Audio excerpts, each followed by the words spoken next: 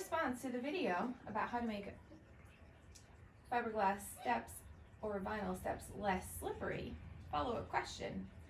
Could we use warm water surfboard wax to make our weird homeowners association pool steps less slippery? You know, that is a question that I am not qualified to answer.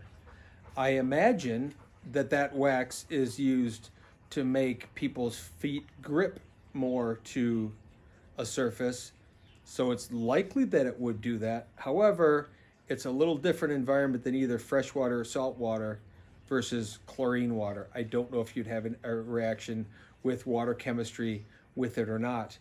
What I would do if I were you is I would test it on a small section and see. I wouldn't go and slather them all up and then hope it works. Do a test section and see if it works.